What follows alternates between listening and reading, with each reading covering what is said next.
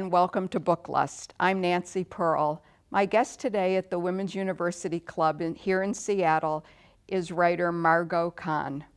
Margot, thank you so much for coming by today, and I'm really excited to talk to you about your new book and your first book. And I met you when your first book came out, which I think was in 2008. And I loved it, and it's a biography of a Bronco rider. And how did you go from, how did you, a nice girl from Cleveland, Ohio, become interested in Bill Smith, champion bronc rider? I think that in all my writing, I'm trying to figure something out, right? And when I was 23, 24, I had just graduated from college. I knew I wanted to be a writer, but I didn't know what I was going to write about. I didn't feel like I had lived enough yet to write a novel. And so it was happenstance when I met Bill Smith, but I recognized in him right away something that I felt, and that was he was a man who knew what he loved to do from the time he was very young, but he didn't know how he was going to go about doing that thing.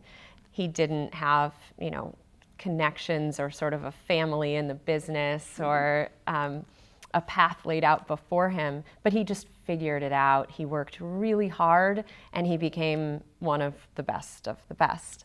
And so I was really delighted by his passion and his dedication to his craft. And I just wanted to explore that. So that's how that book happened.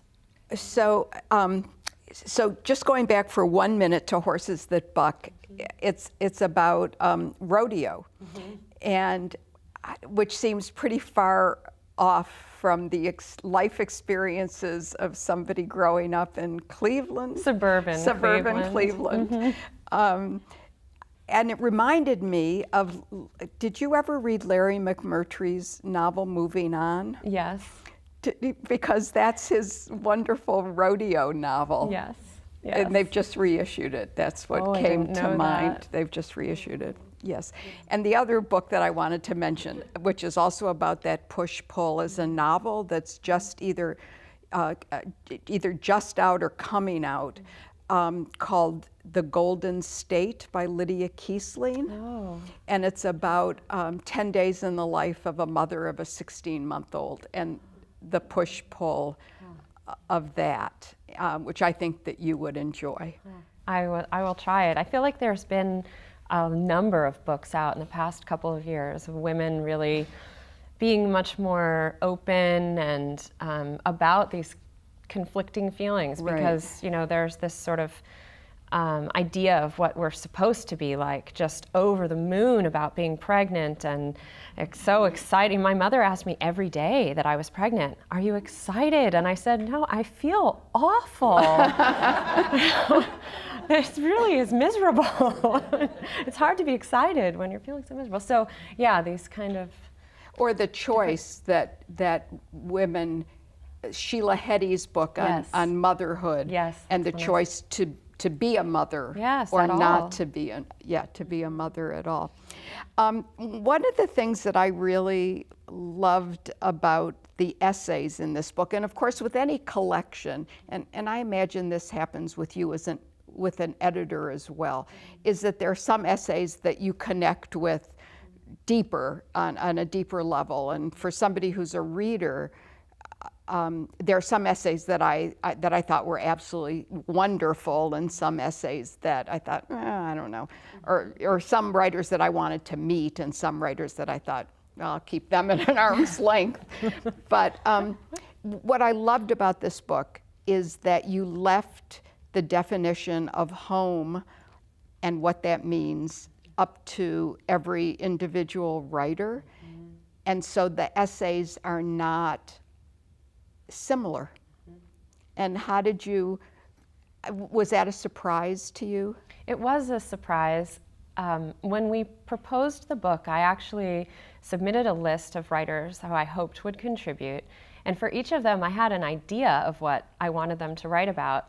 One obvious example is Amanda Petrusich, who is a music critic, or began her career working for Rolling Stone and then Pitchfork, and now she's a staff writer for The New Yorker. And she mostly writes about music and culture, but she does write about other things.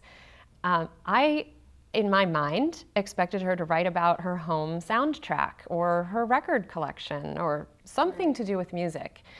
But even though I submitted these ideas with a proposal, when we actually asked writers to contribute an essay, we didn't give them any guidelines. And I'm so glad that we didn't, because I never would have expected Amanda to submit an environmental essay. And there are so many essays that came in that were, that really represented this incredible range.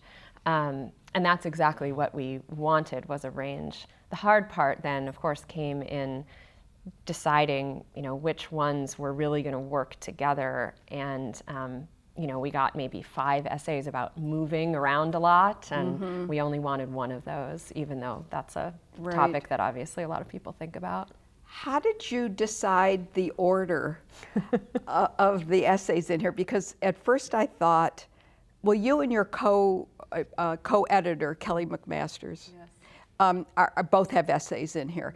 And I was thinking about because I know with poets, they spend a lot of time figuring out the order of the individual poems, how a reader is going to encounter them. Because I'm always looking for the easiest, not controversial way, I probably would do everything autobiographical. I mean, with alphabetical. Yeah. But you didn't do that. So how did you decide? Well, I laugh about this because I sort of wish I had a different answer for you. But the honest truth is, Kelly and I pushed off this decision for too long. And partly because we wanted to know what the final roundup was going to be before we started making an order, and we had some very difficult cuts to make. So when we finally got through all the things we had to do, including legal review on a couple of issues, we had our 30 essays, and we had to turn the manuscript in a day or 2 days. And so I took out my little flashcards, I wrote everyone's name and their title of their essay, I put them all out on my dining room table, and then I thought I maybe have 5 essays before people are going to decide whether they're going to keep reading. So I want the first 5 essays not only to be good ones. I mean, I love all the essays in this book, but I wanted them to sort of represent the breadth of what happens in this collection, not just in subject matter, but in author. So I chose the first essay that kind of, I feel like, encapsulates so many things that are happening in this collection, from gentrification to thinking about generations of women in a family, to moving. There's a lot going on here in just 2 pages, from a young white woman. The second essay deals with aging parents and is by a middle-aged African-American woman from Detroit. The third essay is by a Chinese-American woman writing about growing up in her parents' Chinese-American takeout restaurant in New Jersey. And she, Jane Wong, is a poet, and I do love saying this because when I asked her to write this essay, she said, "Margot, I'm a poet. I don't write essays." And I said, "I know, Jane, but you have a PhD in poetry and in English literature. I think you probably can." And she said, "Well, I can, but it's going to be really weird and poety." And I said, "That's fine." And this is one of my favorite, I mean, I still can't read this essay without crying, most beautiful essays. Then Jennifer Finney Boylan is a trans woman. She's in her 60s now, I think, but she's writing about an experience that happened when she was 24, deciding to not go home for Thanksgiving, but then going home anyway. And then the fifth essay, is by Deborah Gwartney, who is a wonderful writer who lives in Oregon. And this is a very difficult one. So difficult, I've heard some people do have to put the book down for a little bit. And in hindsight, I maybe would have put that one a little bit later if I was doing it again. But I love that essay. It's incredibly beautiful. Then the last two I knew I wanted to be closers. Elizabeth Eaves's essay talks about a home that her parents, an unlikely home that her parents bought in their retirement, and the passing of her father. And the closing essay by Katina Bekote talks about her growing up in the projects in New Jersey, and her grandfather is shot and killed, and there's sort of no memorial to him. He's shot and killed during the drug wars that erupt there in her neighborhood, and she has this very beautiful passage about looking across town to a different part of town where there is a war memorial erected to New Jersey soldiers who were lost in war, and she thinks a lot about, well, where's the memorial here? So those two closing essays really are, they're about death and memorializing people and places and how we think about home in that way. So I knew those would be at the end. And the rest of them, I have to say, just got kind of shuffled about. I tried to not put any two essays next to each other that were very similar. I didn't want the two Alaskan writers next to each other, things like that. I was thinking maybe you would say once you had done the first two and the first five and the last two, that you just turned over the rest like in concentration and just kind of picked them up. The range of essays, though, is just pretty remarkable. And I have to say the essay by Deborah Gwartney, which is difficult in the sense that the subject matter is kind of heart-wrenching, but the book would be far less than it is without the depth, I think, of that essay. Don't you think? I do think so. And I mean, there are others that are difficult too. Yes. I do like to say when I talk about the difficult ones, that I think of as difficult, and I hear people say, I had to put it down or I had to stop on that one. Deborah's and Danny Shapiro's also. Everyone in those essays is doing just fine now. Danny's baby just started his freshman year at Wesleyan, and Deborah and her daughters just took a very beautiful trip to Europe, and everyone is fine. So you can read on knowing that everything turned out okay in the end. Seal Press is known for, was I think begun as a press for women, for and about women. And Barbara Wilson, I believe, was their first editor, who was from Seattle. Yeah, there's some great Seattle connections. Yeah, some great Seattle connections. Was there any thought, and this is women writing about home, so did you ever think of doing one with men and women, or how did that decision come about? We did think about that. I mean, initially we thought it should be all women because Seal is so dedicated to women in literature and women's voices. Then we took a step back and said, yeah, are we being exclusionary? Certainly men have something to say on the subject. Should we make this book a collection of you know, men and women, or should we do this book all women and then do a follow-up collection of all men? And, you know, Kelly and I just, we did give it some thought, but we just kept coming back to, you know, two things mainly. One, that women's voices are still wildly underrepresented on the page, and you know, we're trying to balance, tip the scales a little bit, create some balance. And secondly, part of why we really wanted to explore this issue is that there's this historical sense that, you know, the home is a woman's place, or a woman's place is in the home. You know, how do we feel about that in this century as women now? Are we, you know, how are we handling that notion? And what kinds of change do we want to see happen? And, you know, having this range of voices and this range of experiences, we felt like was the right way to go about it. To go about it. When you were thinking about the book, did you have an essay for yourself in mind? Did you know, or let me just back that up a little bit and say, so what is your definition of home? I think that's a harder question. Oh, good.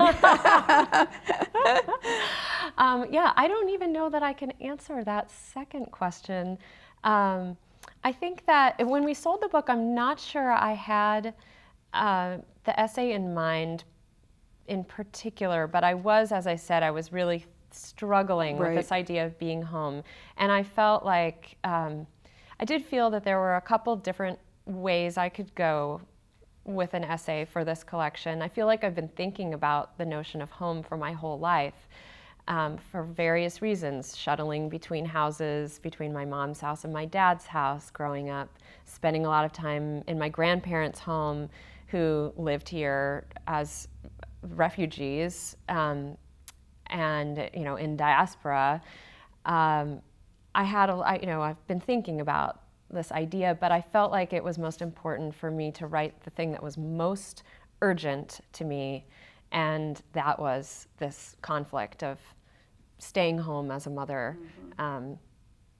So that's what I chose to write about. How would I define home? That's very, very hard. Well, it's so interesting because I was thinking about all the sayings about home. You know, home is where the heart is, and home, with the Robert Frost quote about home is where when you go there they have to take you in, and Thomas Wolfe's You Can't Go Home. I mean, all that kind of stuff we throw around that word so much, and to sort of think about what home means. I think this is the kind of book when I read this book a few essays at a time, because I wanted to kind of take them in, and I really spent a lot of time thinking about what home is. You know, is it place? Is it people? Is it a feeling? Some people are never at home. Yeah, I love some of the lines. I mean, Desiree Cooper says home is culture, memory, family, not mortar. Right. And Naomi Jackson says home is the language you are loved in. I think that my definition probably skews closest to Kirsten Sundberg Lundstrom, who is a Edmonds born and bred writer. She says home is the place where I can be myself here more than any place else in the world. I mean, I think about that when I think about when I chose Seattle as the place I wanted to be. You know, I never felt quite at home in Cleveland, Ohio. I just didn't. I can appreciate it more now, but I never felt like it was my place. And when I came to Seattle and I hiked through the Cascades, I just thought, this is it. These are my mountains. This is my city. And I moved here knowing no one, and you know, made a life for myself in this town because the place spoke to me. And 20 years later, every time I fly into Seattle and that plane comes down through the clouds and I see the landscape laid out below us, I just have this like heart expanding to the point of bursting, oh, thank God feeling, like every time.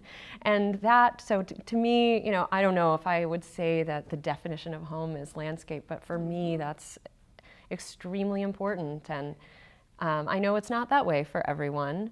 I actually gave a talk in Cleveland over the summer, and a young woman raised her hand and she said, that feeling you describe is how I feel when I fly in here. How did you feel flying in today? And I just said, honestly, I was thinking about how humid it was going to be. So the title, This is the Place, which you just said when you were talking about flying into Seattle and that sort of sense of this is the place. Where did that, did you have other titles in mind? We did. Actually, the original title was Wherever I'm With You. And once the essay started coming in, we realized that was not going to work. So it could have been Wherever I'm Without You, or any number of things, but not that.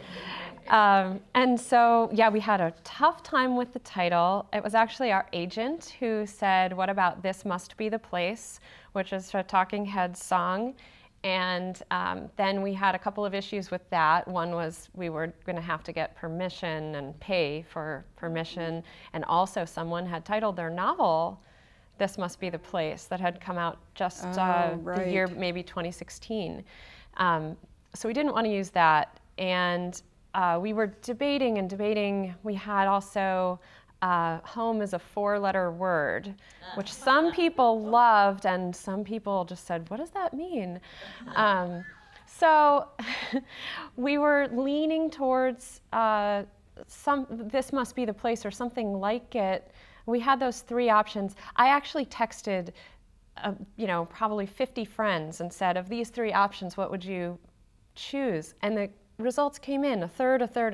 There was no clear winner. And in the end, we were driving somewhere, and I was telling my husband sort of what the issue was. And my son, who was, 6 at the time, or maybe 5, pipes up from the back seat and he says, This Must Be the Place. I like that one the best. And I said, well, here's the problem. I explained the problem. And he's quiet for a minute, and then he says, well, why don't you call it This Is the Place? I mean, we'd talk to the National Books Critics Circle Award editors, we'd talk to our agent and 3 editors in the marketing department and 50 writers, and my 5-year-old came up with the title, so he's thanked in the back.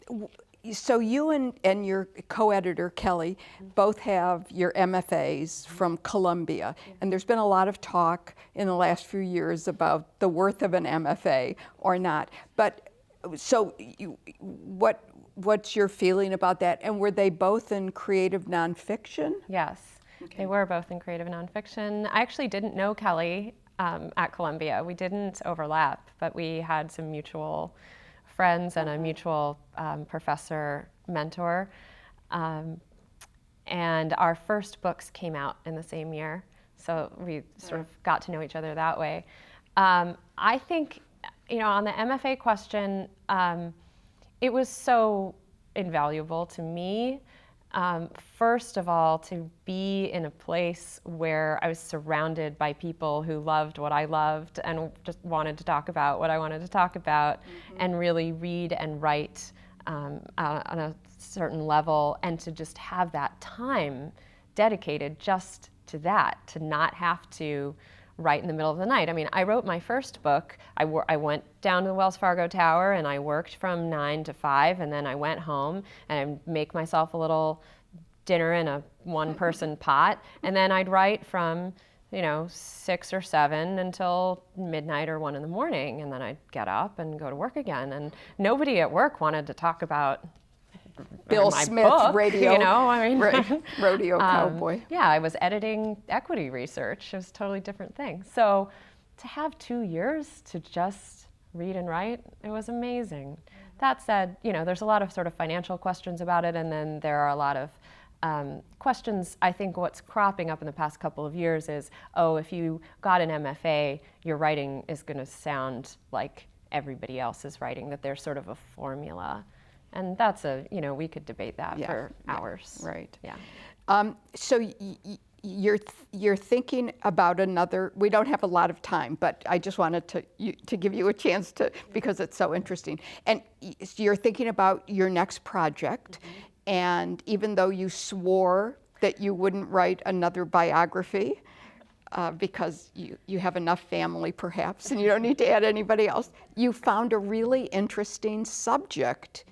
And as I understand it, it may be a biography, it may be, you might want to turn it into historical fiction. But could you just tell us a little bit about the subject of the proposed subject of the proposed book, which my fingers are crossed will actually occur? Thanks. Sure. It's, I read one line in a fancy food magazine about a woman in Iowa whose name is Evelyn Birkby, and she, the line about her said that she was Iowa's most famous radio homemaker. And I was just curious what a radio homemaker was, and so I looked her up, and she had a radio program that she broadcast, like talking about what she was doing at home. And if you imagine all the kind of lonely farm wives in Iowa tuning in every day to hear a friendly voice over the wire, that's what she did. She talked about raising her kids and what she was, making for dinner. And she also had a newspaper column. She has a newspaper column. She turned 99 this summer, and she has written her column every week since 1949. She's a remarkable woman, an amazing attitude about life. And when I read her columns from the 1950s about raising children, I'm so comforted that really not much has changed. When I think my child is just being insane, I read Evelyn's columns and I think, oh yeah, this is totally normal. And she gives the kind of advice I feel like my grandmother would have given, and my grandmother passed away a number of years ago, and I was very close to her, so I don't have that relationship anymore. I also admire her as a writer and how dogged and industrious she was. And although I don't think she would say this about herself, I think she is a liberal, progressive woman in a relatively conservative state. And I feel like she really kind of waged a very quiet war for women's lib during a time that, it was sort of just beginning. Wow. Yeah. Well, I think now we're all hoping that you'll hurry home and start writing however you define home. Yeah. Hurry home. Margot, thank you so much for coming by today, thank you so much. Thank you for editing such a wonderful book. This is The Place: Women Writing About Home. Thank you so much for having me. You're welcome.